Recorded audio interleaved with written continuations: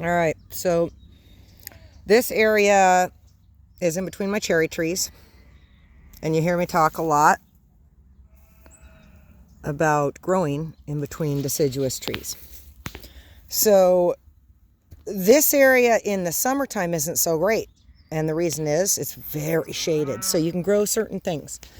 But what I want to show you guys is how you can, let me get over there, use your orchard or turn your yard into an orchard and still get, all this growing space. I don't know if we can see any seeds. We can't. These are tiny Parisian carrots right in there. You can't see anything. You can see some right there. Radish. See them? Those are the Easter colored radish. I believe that row, we keep going, carrot, beet, gold beet. Gosh, I can't even remember. Watermelon radishes and more gold beets. And so what I'm trying to show you is, if you're looking to put some trees in and you're worried, oh, I have to be tight on space, what am I going to do? Well, I came from a very tight on space half acre before I moved to this. And let me tell you, it wasn't like this. I mean, you can see, so I can run lines. We've done a great spacing. You can run lines up every row. We don't need it. Bermuda, you don't want to grow in that. Here's my old collards I tell you guys about. Planted them last year. A whole row of them.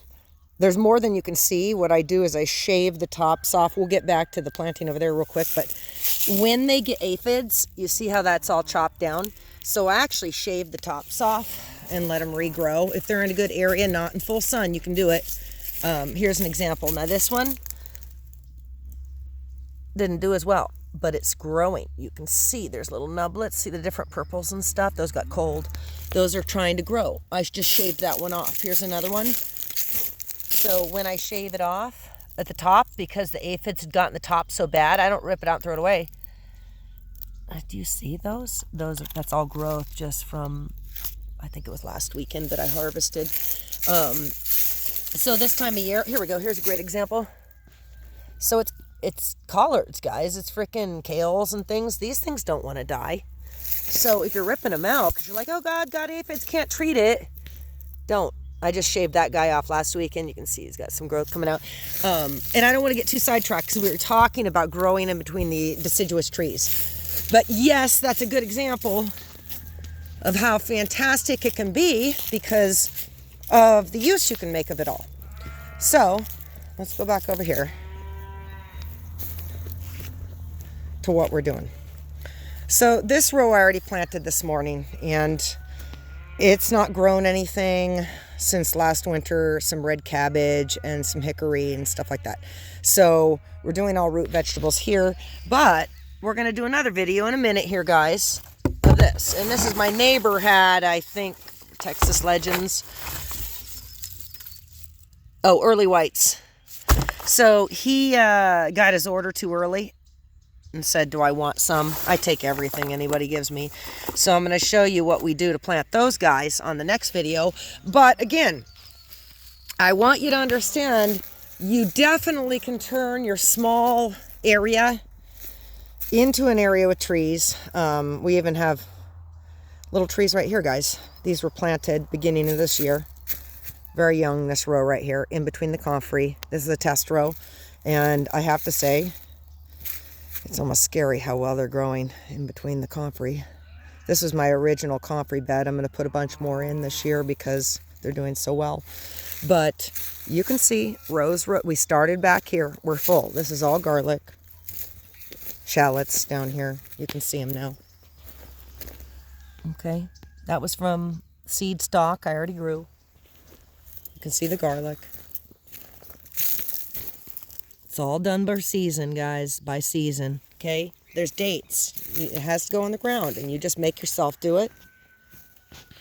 Make yourself do it. This is all elephant garlic in this bed. And then we go through the comfrey bed over here. Boom. To more over here. This stick is where I stopped. So you see a stick right in the center of the row. That means I'm done. I didn't do any more elephant. We're out of elephant. So the rest of this bed, which will be a few more rows, will get filled with regular garlic, which I have tons of and haven't had the time, and my knees hurt. So all in due time, folks. But again, one quick glance again at a dead bed where we grow in between deciduous trees. Okay, this one even has stakes in case you needed, I don't know, beans or something. We leave the lines down. I never take the lines away, never. I use Permalocks. Permalocks are, these have been out here for, geez, 7 years. Only one out of hundreds break, you know, they're incredible. I use 15 mil drip line, guys. I don't care the brand, don't care who it is, 15 mil only. I don't want to break, throw away. Instead, I buy a higher quality and fix it. And then after we don't fix it, you know what we do with it? Your last tidbit of the day here, it becomes rope for the trees because it's very, very soft on them and doesn't harm them. We bow tie them up like ponytails. So again, our whole property in the back here, not where the animals is, of course, is all, as you see, acreage of trees with lines. So it's a fantastic way to grow. And if you're short on space and want to put some trees in, look at what you get. Now, citrus are not deciduous, folks. Deciduous means it's going to lose these leaves.